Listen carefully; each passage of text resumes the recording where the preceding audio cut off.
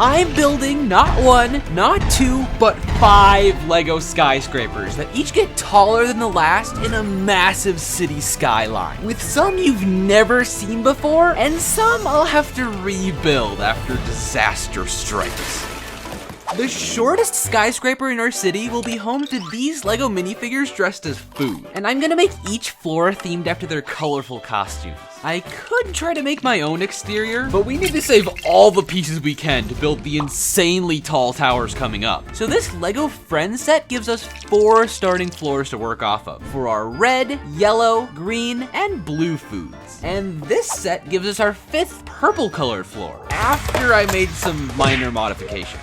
Now all we need to do is completely gut out the interiors and mini dolls these sets came with, and figure out some more orange for Garrett the Carrot to live, since he's the only one unaccounted for. But before that, let's decorate the first floor for Watto the Watermelon, who technically isn't the same shade of purple as these walls, but by laying out a carpet speckled with seeds, he's already starting to feel right at home. I even built this wedge-shaped bed with different layers of rind he can chill on. Okay, I know the yellow floor will already have a slide, but you can never have too many slides. And we can decorate this one with some funky looking flowers. This would be a great place to host a melon party. So Watto set out this umbrella table with all sorts of vaguely pink fruits, and I was really proud of the leafy legs on this table he's storing the communal bowl of grapes on. With a few finishing touches, he was finally ready to invite all his melon-loving friends. No, Dr. Honeydew, you're not supposed to come in until the next skyscraper. Get out of here. Party's over. It's time for the blue floor. This is Razmerelda, and I've always been bothered by her ice cream costume's flavor. Blue raspberry? Like, why did they make up a completely fake fruit when blueberry was right there? Anyways, I put that frustration towards writing lore for a real blue raspberry bush, an aquatic plant species that thrives in freezing water. I'm planning on building an underwater floor and a frozen floor later, but this one is both underwater and frozen at the same time. Razmerelda is gonna need an insulated scuba suit to harvest the berries, which she mixes up with blue milk in this blue barrel to create her award-winning ice cream confections. Just do not open either of these doors, or you'll put the water in watermelon. It's not gonna be easy building a green floor for this lady named Penelope. I obviously don't want to make the whole thing pea themed, so let's just run with this joke I made 2 years ago calling her the Green Ninja, since LEGO would never make a Lloyd CMF, and build a training dojo filled with plant life for her to connect with nature.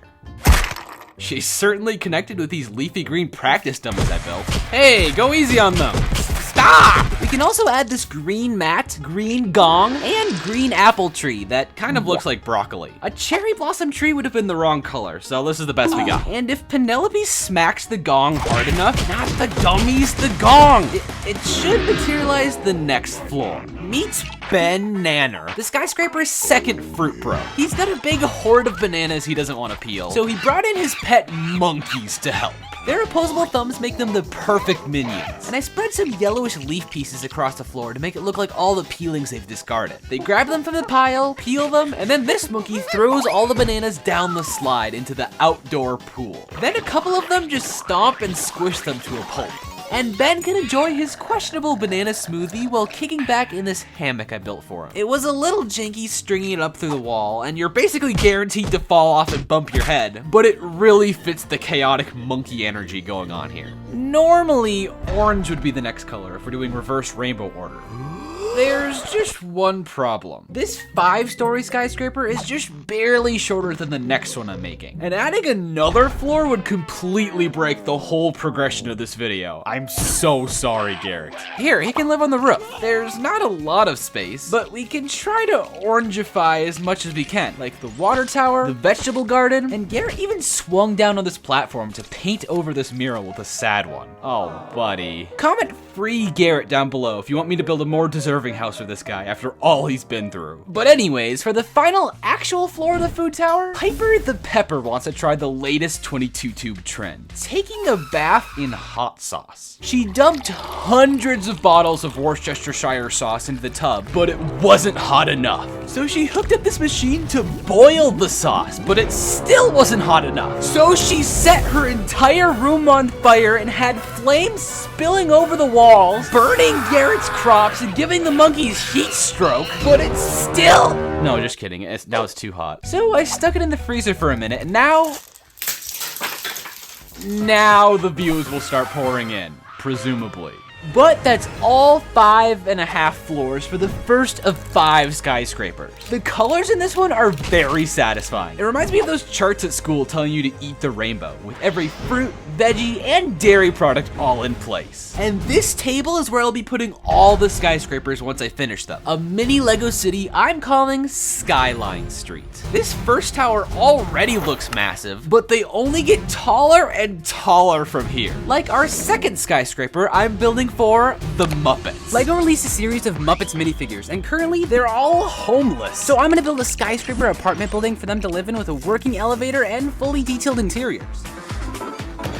Here's all 12 of the figures. We've got Kermit, Piggy, Fozzie, Gonzo, and a lot more. With all this variety, it's one of the best licensed series LEGO has ever done. For once, I'd say each minifig is actually worth a $5 price tag, but when you buy the whole series for one video, it starts to add up. Any sane person would just make something like this to display them all and leave it at that. But we built an entire LEGO city for the last minifig series, and we're planning on one for the next. And the next, and the next, and the one after that, and a lot more. But for the Muppets, we're gonna cram all 12 dwellings into one big building instead, with each apartment floor belonging to 2 roommates. As I was drawing this out, it reminded me of that old mobile game, Tiny Tower, where you build a skyscraper and collect a ton of rent from your residents. They went on to make a game about gambling, obesity, Star Wars, and even LEGO. Can't say I'm a fan of this one. We could totally make a tower that looks better than this. I laid out the base for the first floor, the lobby. This is where the landlord lives, who we'll be building later, but this layout will be slightly different than the apartment floors since we need a front door here for guests to come in. Obviously, a door wouldn't make much sense for the rest of the floors, but we will keep this pattern of windows and the elevator shaft going all the way up. With the gray walls and these stacked window pieces, it'll end up looking a lot like the Daily Bugle set, except with no Spider-Man characters, probably. But I just chose gray because I'll actually have enough of it to finish the whole thing, is what I thought, but quickly realized that no, I definitely don't. There is barely enough to finish the first floor, and we have 6 more to go. I'll need a lot more light gray to finish, so I'm just gonna have to order parts from Bricklink, an online store where you can buy LEGO bricks from different sellers all around the world. Except for the 35 countries around the world LEGO suddenly banned for no reason. Normally we just break our old mocks to get parts for new builds, but we just finished our LEGO city, and I want to leave it intact for a little while longer, at least until we start the next one. So we'll need to buy new pieces for our skyscraper instead, and this is gonna get expensive. I deleted our progress to count up the bricks from the first floor and multiplied that by 7 to get the number of parts we need to order. We're gonna be on our own for the interior wall pieces, which is a bit frightening, but I ended up getting everything in 3 different orders, except one of them is from Greece, so that'll take forever to get here, and this shipping is ridiculous. It would be so much easier to just, nope, I'm not gonna do it. I'll just make poor financial decisions instead. After weeks, the orders started to roll in. This one was completely pointless. Then came the windows, and finally, the reason this video took so long. I couldn't figure out how to open it, but eventually got inside, and look at all of this. Now we can start rebuilding the lobby floor that we previously put to sleep and make it better than ever. This section here on the side is the elevator shaft. It adds a lot of depth, so this whole thing's not just a flat, boring rectangle, and helps me save on precious window pieces. We'll also have double thick floors and walls, so each floor can be a different color. I'm lightly basing this floor on the default lobby from the game, with a dark tan floor and purple striped walls. This side room actually belongs to the landlord's family, who you don't get to meet yet, but I'll show the decorating I did in here later. Then the reception area has these classy white marble walls, but I put in a little desk with a chair, potted plants, computer from 1995, and this bell.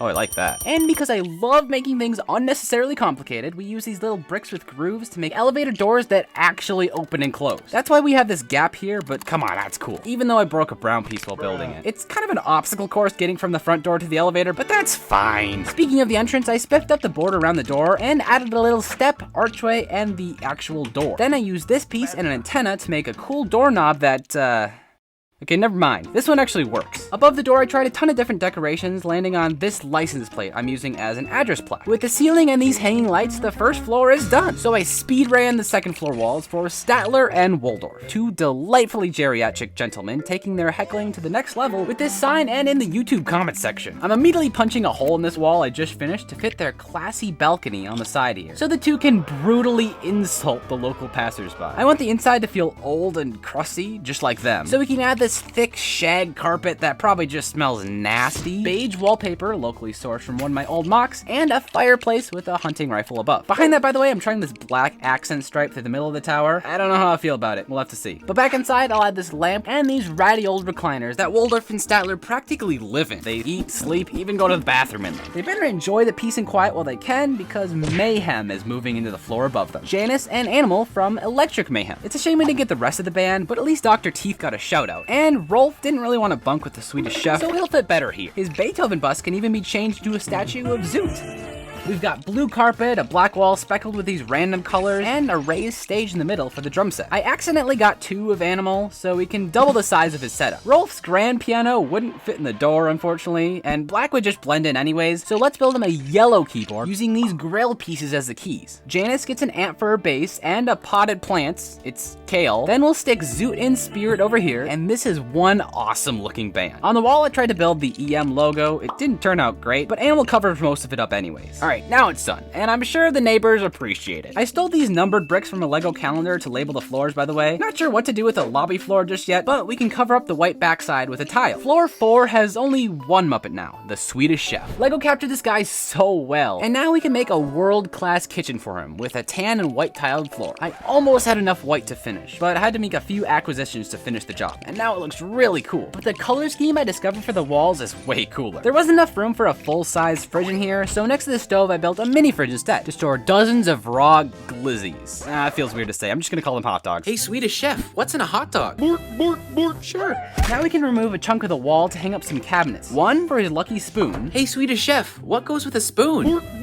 He is great at these. And the other for a fire extinguisher. An absolute necessity. Not to be confused with the mustard. Ketchup is coming soon. Finally, we can cover this gap with the most Swedish kitchen island of all time. I got it from IKEA, and it uses crafting table pieces from Minecraft. Gotta represent. It's mainly here to cover up the floor space that I don't have tiles for, like this trash can, but we can add a tomato-sized blender on top. And this kitchen is open for business. Spinning on up to floor 5, we've got Dr. Bunsen Honeydew and Beaker's Science Lab. These designs are so much fun, except combining this head with this torso just makes me uncomfortable. For this place, I want to channel the energy of our yellow robot factory, because views, and I actually have enough leftover yellow to not have to steal from it, I promise. We've got the same gray floors and yellow walls you know and love, plus I put bars over the windows so no one can see inside and accuse their experiments as witchcraft. I modified the back wall a bit to attach this tool rack to store all their many oil cans, some shelves full of strange objects, and other details. Then I built this potion brewing station, a work desk, and behold, the name Transforminator. We'll test this out later, but with one more familiar face, I modified the kitchen a bit and reverse Thanos snapped floor 6 into existence. This is a comedy club for Fozzie and Gonzo. Absolute classics, by the way. I give it brown floors and blue walls before realizing that Gonzo kind of blends in, but that's okay because he's actually Gonzo the Great! Still blends in, but with a cape. I built in this cartoonish cannon to blast out of, repurposing this technique as a fuse that we can light to launch in 3, 2, 1. Gonzo the Great! Kinda ruined the wall there, but we can just patch that up. There we go. Camila gets a blinged out chicken coop. That's nicer than my house. And Fozzie literally just gets 2 pieces.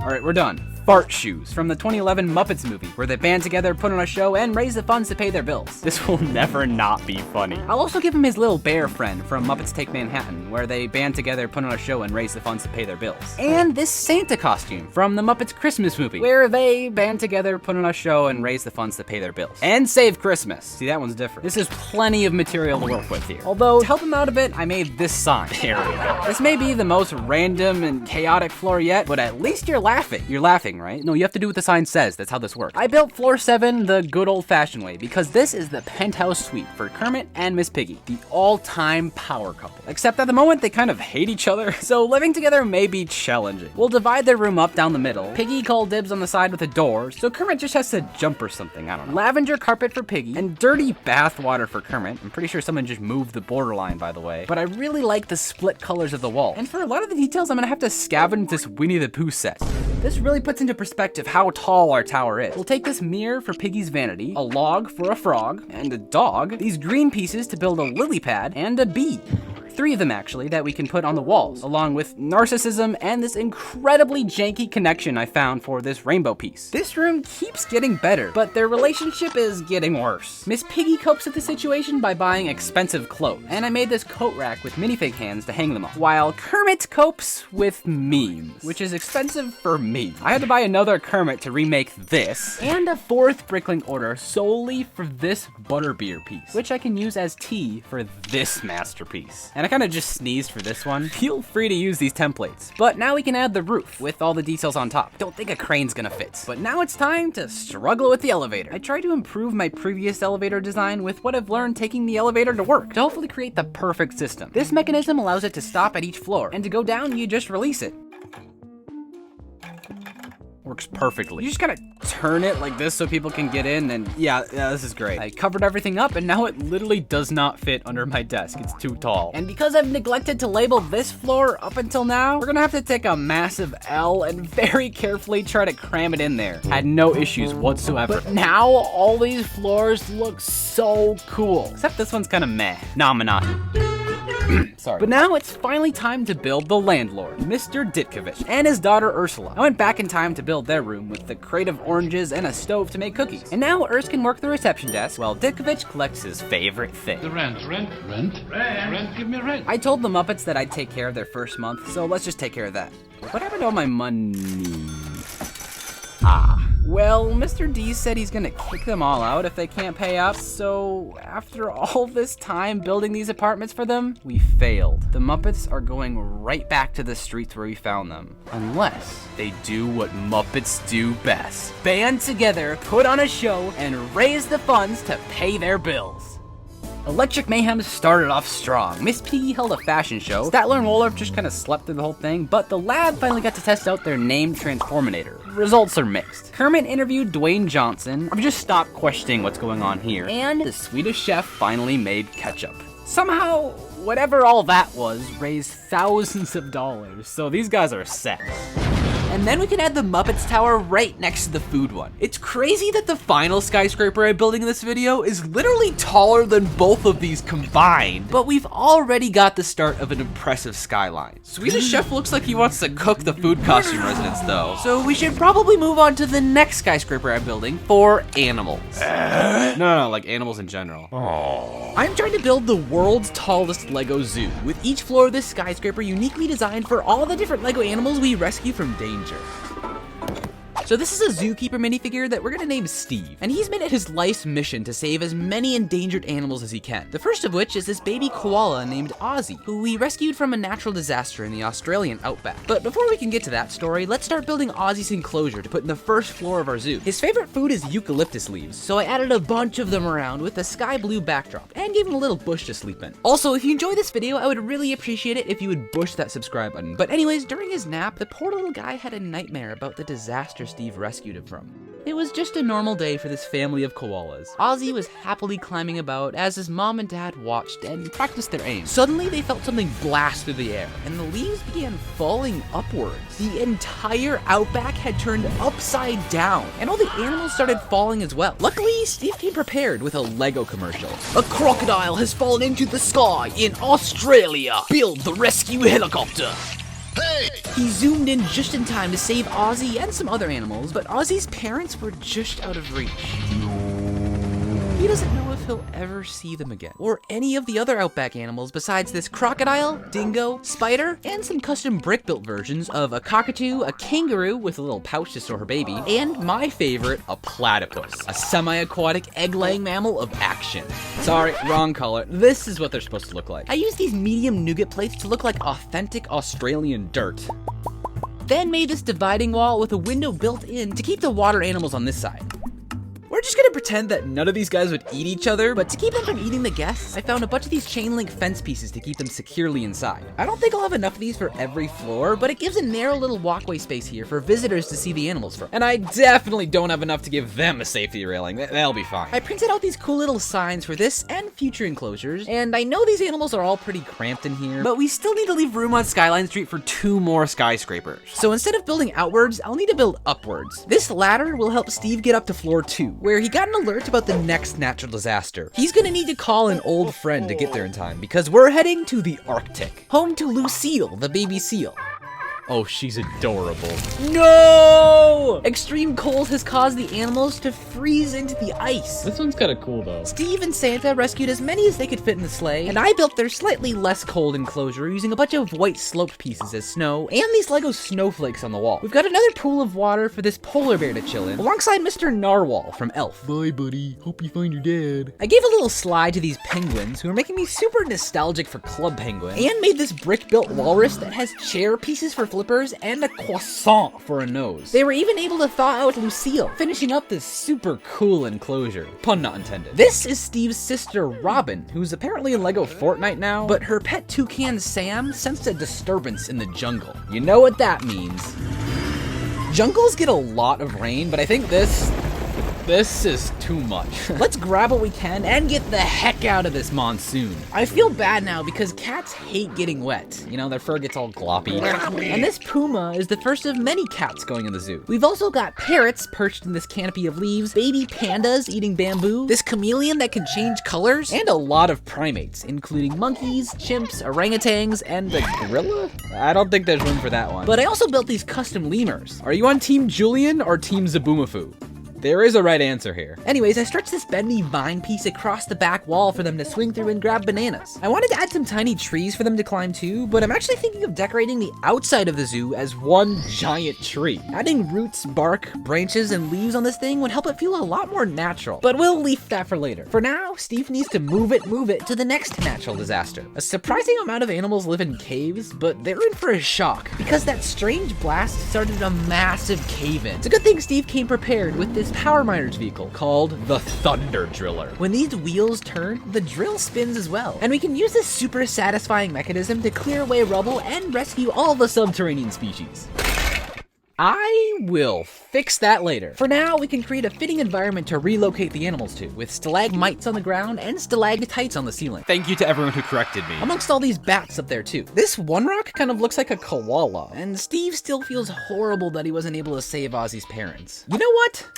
He spent his entire month's paycheck ordering something that just might make things right, but it'll take some time to get here. I also added in 3 different colors of Minecraft axolotls, which you can find in the game's lush caves. Actually, a little greenery like that would really help liven up this enclosure. And at this point, I've already run out of fences, so we're gonna have to resort to using these jail bar pieces instead. I know it's not a great look, but the animals like it, probably. And I couldn't resist putting some rock monsters in here as well. Like, these guys can swallow an entire stick of dynamite. How can you not love them?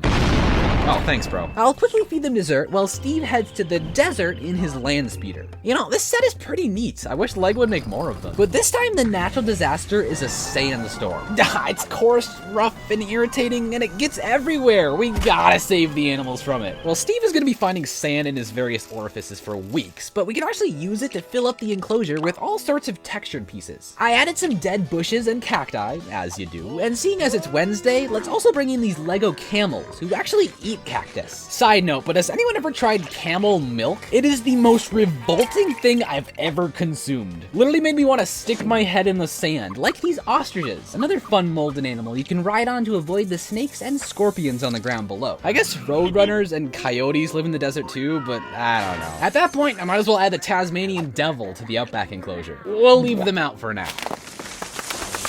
Wait, did you hear that? A tree fell in the forest. So that's where we're heading to next, in this snazzy hot air balloon. The air kept getting hotter though, because what's normally a tranquil, cozy woods was now engulfed in flames. It's just like that forest fire scene from Bambi. R.I.P. Bambi's mom. But thankfully, Steve is at least able to save Bambi and some other critters to take back home to the 6th floor, which I decorated with a starry night sky and miniature pine trees to hopefully give it a different vibe than the jungle. But all these trees are really making me want to start detailing the outside wall. I used these tall slopes and tentacle pieces for the roots at the base of the tree, and connected plates to the side of the wall using snot bricks to add some much needed texture. It also gives me more places to put some of these woodland creatures. Like, we don't need all the owls in the enclosure together. A few of them could go on the outside branches instead, making the whole zoo feel so much more alive. We've also got a good American bald eagle and a turkey. Nope, or not. Plus lots of rodents for some reason, including mice, squirrels, chipmunks, rabbits, and a skunk. Okay, this guy needs his own smell-proof section. Imagine having to give a tomato soup bath to a bear. That would not go well. But this half of the enclosure seems like the perfect setting for Snow White and the Seven Dwarfs, or whatever they're calling it these days. But I'm excited for the 7th floor because there's not even a natural disaster Steve has to deal with this time. He just asked Garrett's dad, old Farmer Gary, to borrow a couple of his livestock for a petting zoo enclosure. All he has to do is drive this little tractor right on down to the... Oh no. Gary's farm dog grew to a gigantic size and started crushing the animals.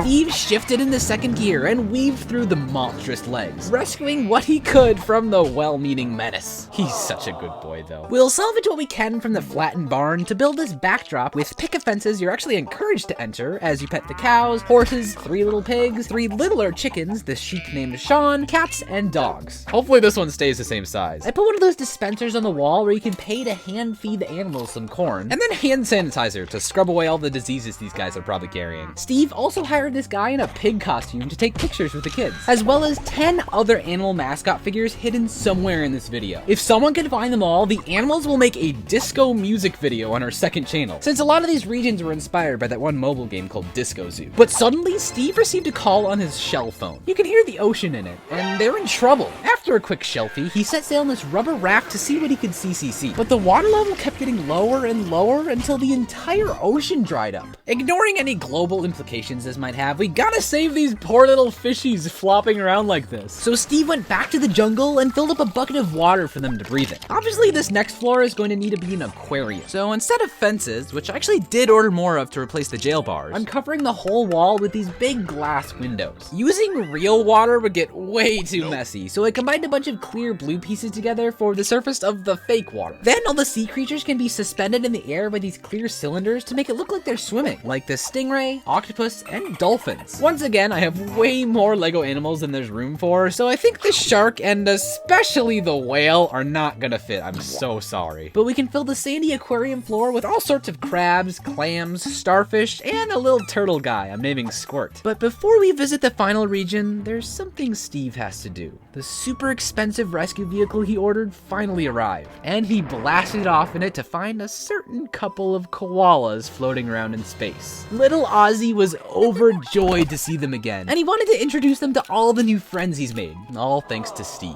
And last but not least, we're heading to the African savannah to save some of the most popular animals ever from a blow-test tornado like that one Donkey Kong level. Surprisingly, Steve managed to brave the storm, and even more surprisingly, he was able to fit all those animals in his Safari Rover. Our zoo doesn't have infinite space like that, however, so I had to make this top floor a few bricks taller than the rest. And even then, that's still not tall enough to fit the giraffe's crazy long neck, but I'll just poke a hole in the ceiling for him to go. I spent over an hour trying to design this mural of a sunrise to use as the backdrop that looks like that scene from The Lion King to go with our male and female lions. And even though it's not part of the zoo, I also built Pride Rock and a Lego Rafiki to recreate that scene.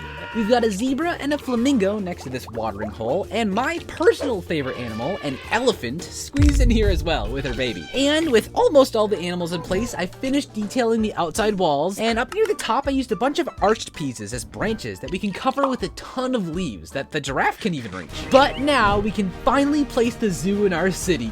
Give me a second. Okay, there we go. Now it's all ready to open up to these guests coming from miles around to see all the animals we've rescued in each of their different enclosures. The only problem is I accidentally destroyed this one while taking apart 24ville. So I did the only reasonable thing and forced my brother to painstakingly rebuild it brick for brick using screenshots from the original. It might not be 100% perfect, but it's good enough to be added to our street of skyscrapers as the tallest one so far. But we're only halfway there. The Muppets can point and laugh at fellow members of their species locked behind bars while we move on to the second tallest skyscraper for dinosaurs. Lego dinosaurs are really tall, so I'm trying to build a Lego Dinosaur Skyscraper with a bunch of different floors to fit them all inside. But everything is going to go horribly wrong.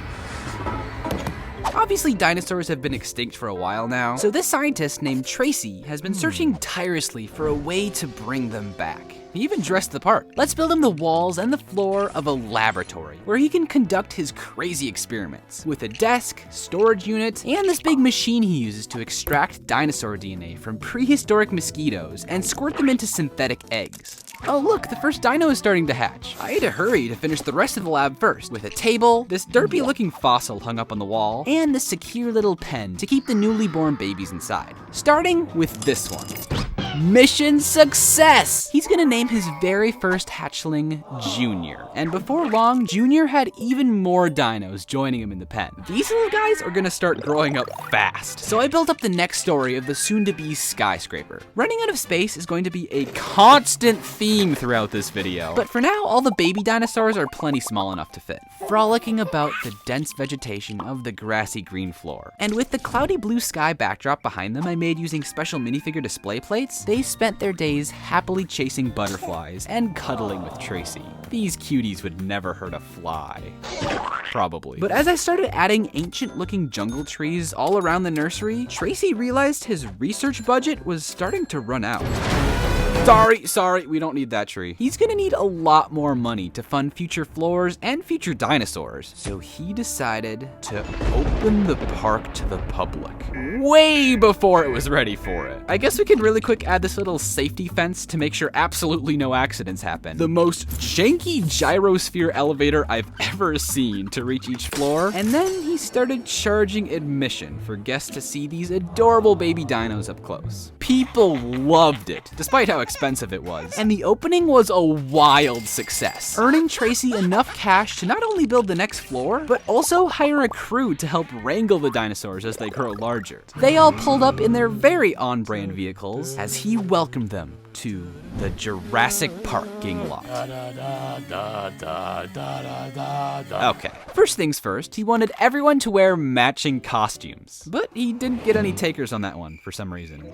Anyways, I'm designing this next floor to look like bubbling tar pits, which I know don't have anything to do with dinosaurs, but come on, these black pools of sludge, bones, and gray petrified trees make for such a cool aesthetic to house some of the small to medium-sized specimens that have grown up, like Gallimimus with their freakishly long necks, Dilophosaurus with their little ear flap things, Pachycephalosaurus with their male pattern baldness, and the iconic Velociraptors. It's a bit of a tight squeeze with all of them in there. I'll be the first one to admit it. In hindsight, it would have been way easier to just use all 4 of these base plates to make a more spread out park, but we need to save those for future residents. And plus that video's already been done and ripped off before. Limitations breed creativity, and my creative solution to this one is a slightly larger safety fence.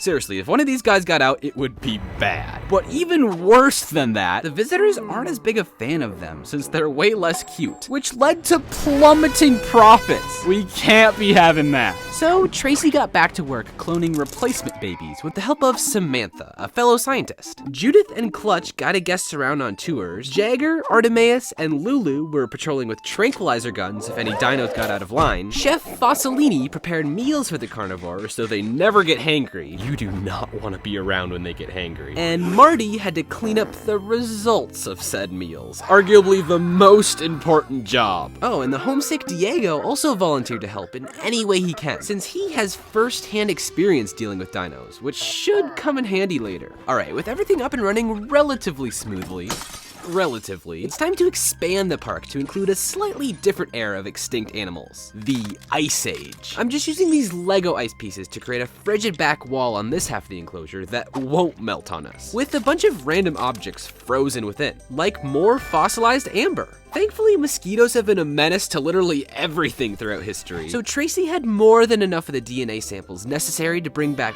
woolly mammoths, saber-toothed tigers, and sloths. Okay, look, LEGO has never made an official sloth piece, so this slightly terrifying design by Star Urk is the best we got. But I have very strong opinions on all 5 Ice Age movies, and I'm so glad they're finally done making them.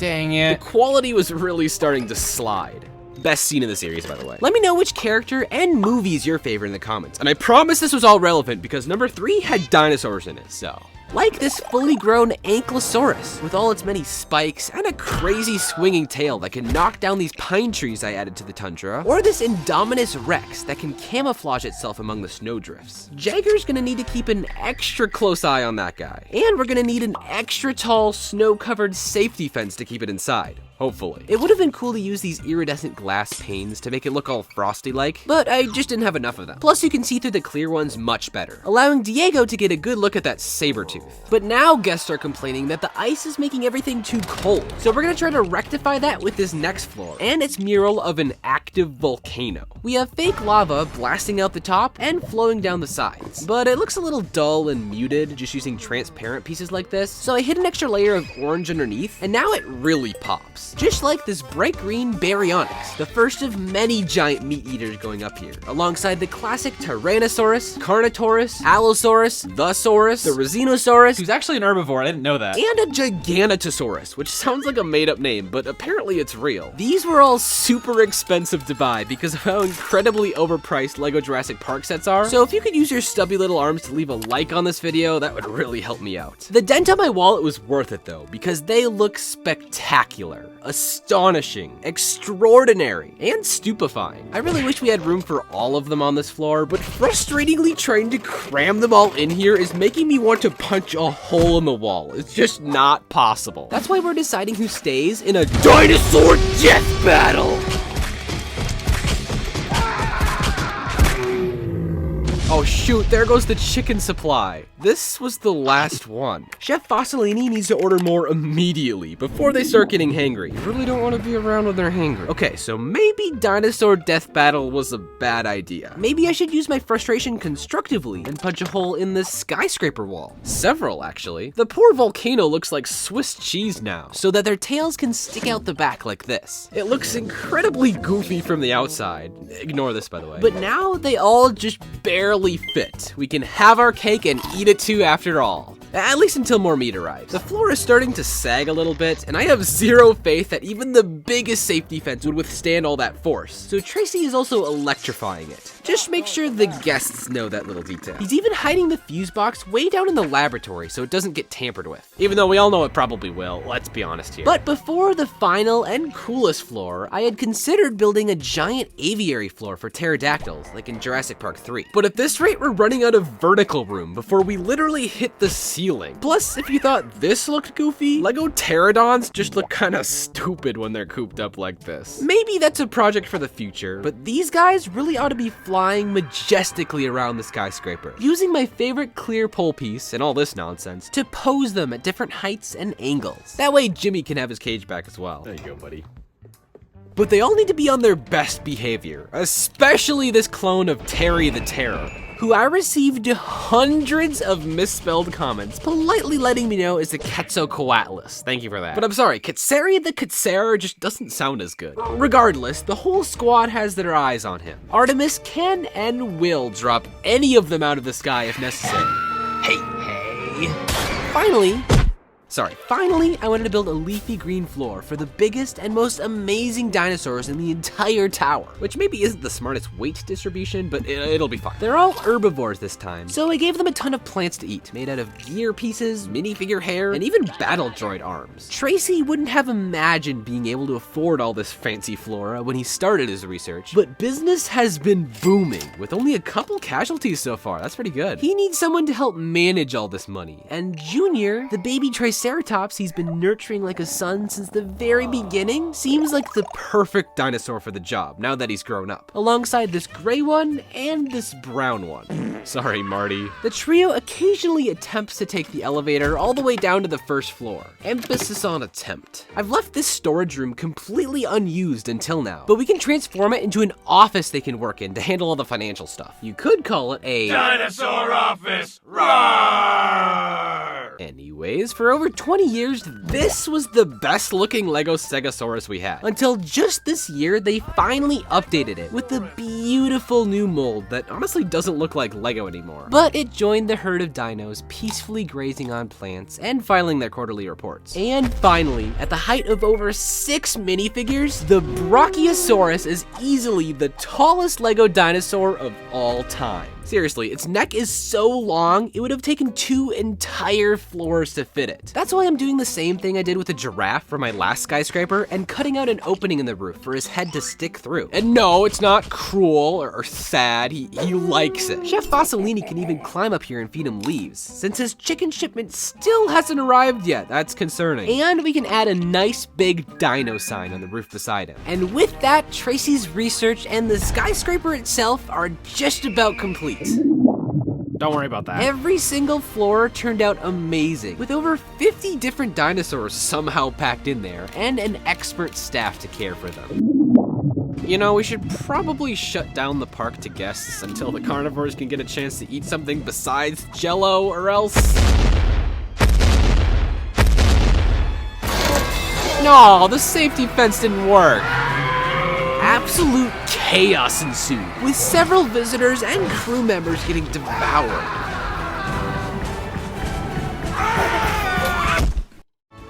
Jagger and Artemis just barely got all the medium-sized dinos corralled back in the pen. All of them except one. And he turned the electric fence off. Great. This time it was even worse. The giant beasts left a trail of devastating destruction to every single floor. Their rampage, plus the already awful weight distribution, caused the sloppily built foundations of the skyscraper to crumble. If Tracy couldn't get everything under control soon, the tower would collapse and destroy the city, freeing those murder machines out into the world. But at this point, the calamity couldn't be stopped. He just wished he had never...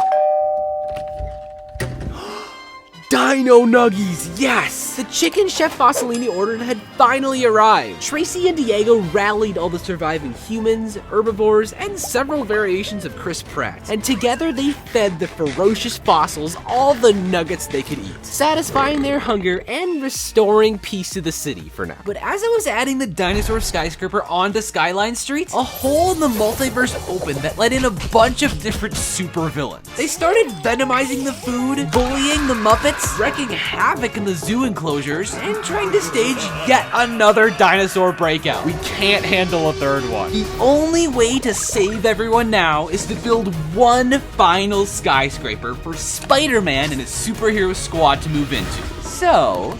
this is the new Spider-Verse minifigure series, which includes 12 different Spider-Men, women, and animals from across the multiverse. They need a base of operations to fight the rampant crime spree, so I was able to snag the most iconic Spider-Man skyscraper set ever before it retired, the Daily Bugle.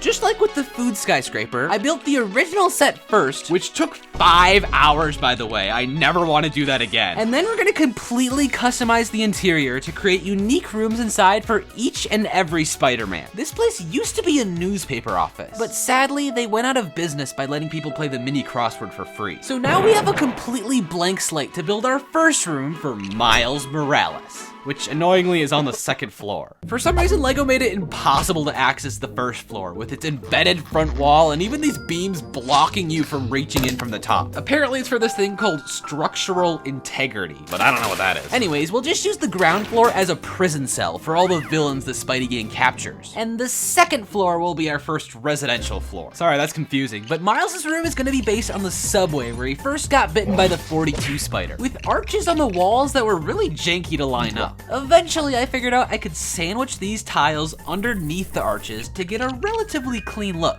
You know what? It's too clean. Miles brought in his box of spray paint and started recreating this graffiti mural from the movie. I've always kind of struggled building murals in LEGO, and this was my tiniest canvas yet. Even with stacking all these colorful plates on their sides, I didn't have nearly enough room to spell no expectations. Are you kidding me? Mine just says no. It looks pretty cool in its own special way though. And we can slot the room into place next to this spot for his roommate, Spider-Gwen. I used part of the LEGO Friends roof I discarded way back at the beginning to build a snazzy drum set that might even rival Animals. There's a secret compartment inside it where she keeps her super suit and this picture of her and Miles. But now she's gonna drop a sick beat while I decorate her shelves with knickknacks.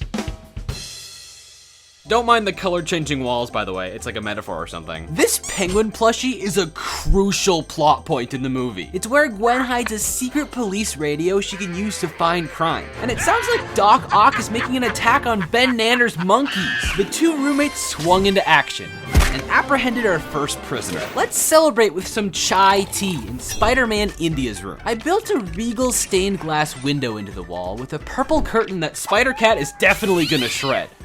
I put his food bowl back here, but with this potted plant, tea table, and comfy little chairs, there really isn't any room for a litter box. So, by inserting the apartment into the skyscraper, it allows us to attach the kitty's box to the ceiling. Nothing could ever go wrong there. Let's move on to Sun Spider. For some reason, when I look at the pattern on her suit, I think of a basketball. Plus the Sun as a women's basketball team, plus wheelchair basketball is a thing. I think we have to do it. We have to make her room a basketball gym and anger thousands of people. I'm sorry, I don't make the rules. I did make this scoreboard though, which I was going to just cheat and print out the score, but that's what a coward would do. And I'm no coward. I'm just dumb. It took me like 45 minutes to figure out all the complicated sideways building techniques to form numbers on the scoreboard. And by the time I finished, it was already a dead meme. And at least this hoop is useful to dunk on all of Sun Spider's enemies.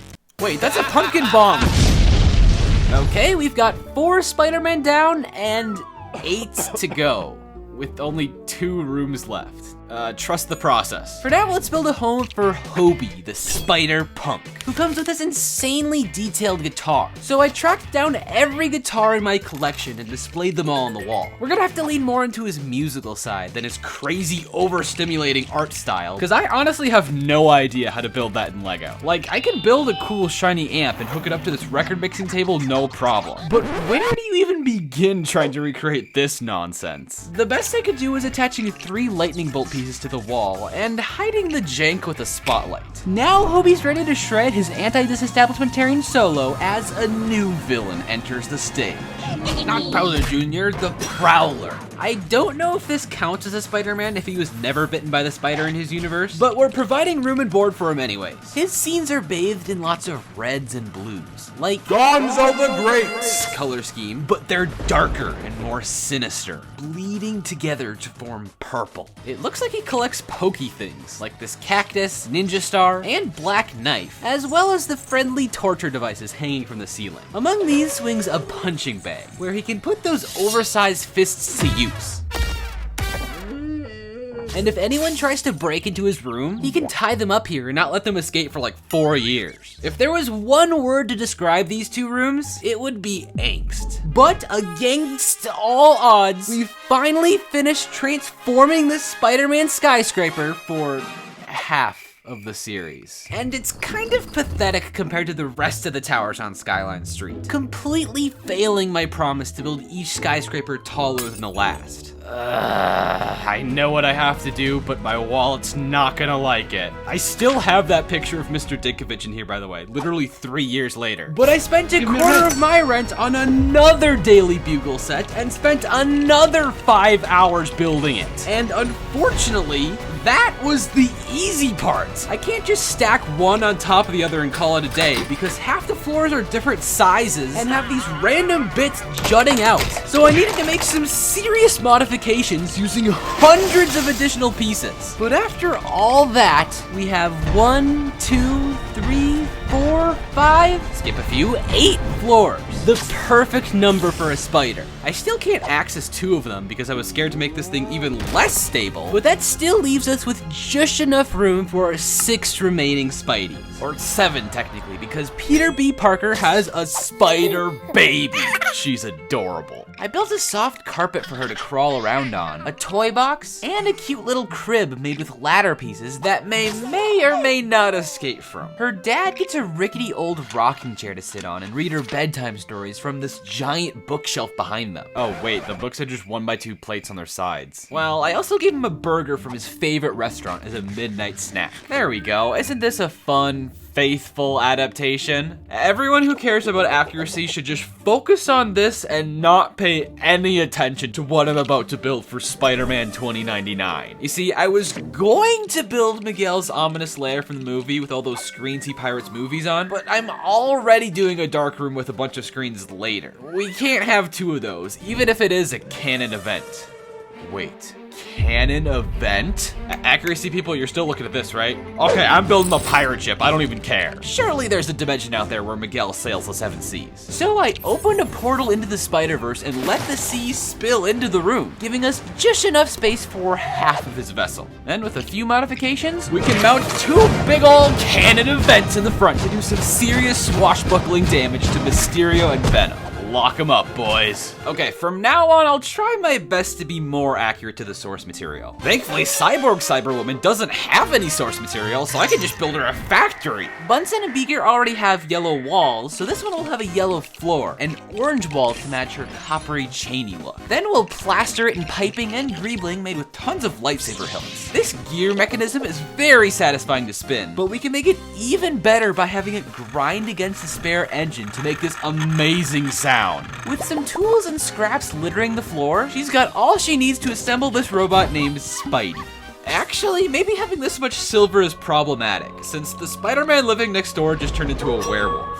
At first, I was just going to adorn his dark night sky with this printed full moon tile. But 1, the forest floor of the zoo is currently using it, and 2, it's kind of tiny. So I used this pale yellow color to brick build a much bigger moon for Spider-Wolf to howl at.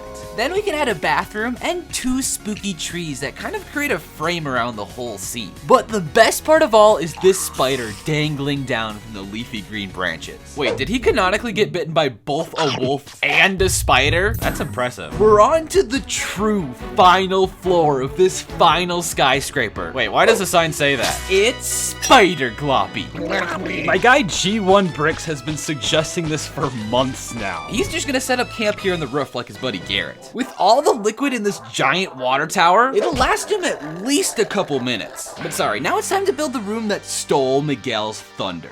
This is the avatar of Spider Bites. I technically could have built her IRL room, but that's boring. Let's create her go-home machine instead. With a bunch of computer screens, a platform to stand on, and this hole-ridden wall made with Technic bricks, we can painstakingly shove dozens of studs into to create this dazzling array of lights. I literally have indents in my fingers after all that, but it was worth it. Now all that's missing is this giant robotic spider who weaves the orbs that send people home. Plus this hologram of Lila. But to the west of this room, we've got a cowboy Spider-Man named Web Slinger.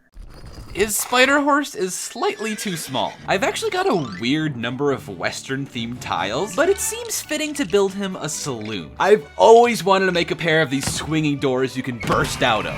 So good. But we'll throw in a mini staircase to make the entrance even more grand, and surround it with these beams holding up a cow skull and the star-speckled sign. There's not a ton of room on the inside, if you can call it that, but we can cram in some empty bottles for Patrick and Ozzy's parents to practice their aim. Outside, we'll borrow a couple of plants from the zoo's desert. Hey, get out of here, Sandman. And that wraps up our very last spider room. We'll take a look at the entire city skyline in a second, but this was a super fun skyscraper to finish everything off. There's been a lot of licensed series I've fallen behind or skipped out on, but it feels good to finally do one justice. And now for the moment you've all been waiting for. All 5 skyscrapers lined up in a row, making Skyline Street, which is still crawling with criminals. But through the power of every food, Muppet, animal, dinosaur, and Spider-Man, they were able to band together and defeat the Spot, sending all those vile villains home. But let me know if you like this kind of compilation video. I've never done one of these before. Click here to watch all my LEGO factories next, which I like building slightly more than skyscrapers.